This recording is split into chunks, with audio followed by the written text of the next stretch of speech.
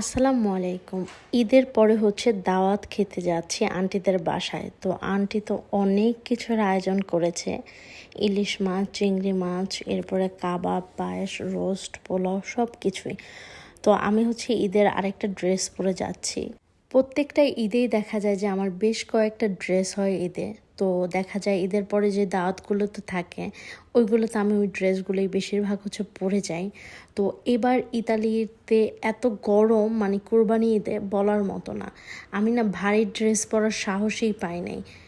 তো যাই হোক, আন্টিদের বাসায় যাওয়ার পরে দেখলাম খুবই সুন্দর কয়েকটা গাছ রয়েছে। ফুল গাছ, অরেঞ্জ গাছ, লেমন গাছ, বিভিন্ন ধরনের গাছ। তো আমি একটু ভিডিও করে দেখাই। আর এই যে যেই জায়গাটা দেখতেছেন, এটা জাস্ট একটা বাড়ির এরিয়া। কত সুন্দর দেখতেই পাচ্ছেন। তো আমি দেখতে গিয়েছিলাম যে অরেঞ্জ আসলে পারা যায় কিনা। তো ধরার আগেই আমার উপরে পড়ে যায়, আমি ভয় পেয়ে গেছি। তারপর গাছটা ধরে একটু ঝুল দিতেছিলাম যে আসলে নিচে পড়ে কিনা দেখি। পরে দেখলাম যে না, ওইভাবে পড়ে না।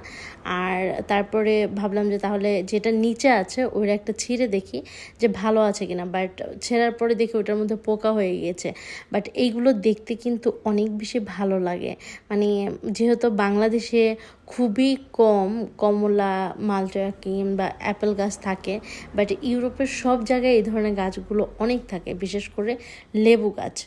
তো তারপরে অনেকক্ষণ আড্ডা দিলাম, একটু ঘোরাঘুরি করলাম, সন্ধ্যা হয়ে গিয়েছে। তো আমি আবার খাবারগুলোর ভিডিও করে নিচ্ছিলাম। আন্টি তখন আবার কাবাব ভাজতেছিল। তো পোলাও রান্না করে সুন্দর করে প্যাকেট করে রেখেছে, যাতে ঠান্ডা না হয়ে যায়।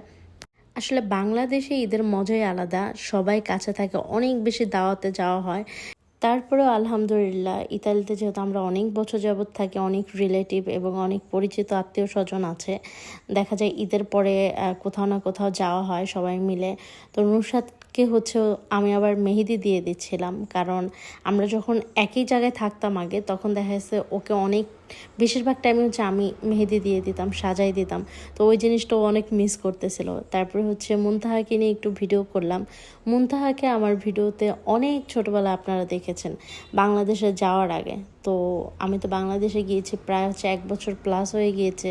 এখন মুনতাহা অনেকটা বড় হয়ে গিয়েছে। তারপরে খাওয়া দাওয়া করলাম, অনেক বেশি আড্ডা দিলাম। এখন বাসায় চলে আসতেছে। তো অনেক রাত হয়ে গিয়েছিল, প্রায় রাত 12টা প্লাস। তো যাই হোক, সবাই ভালো থাকবেন এবং কেমন লাগলো ভিডিওটা কমেন্টস করে জানাবেন। ভালো লাগলে অবশ্যই শেয়ার করে দেবেন। আল্লাহ হাফিজ।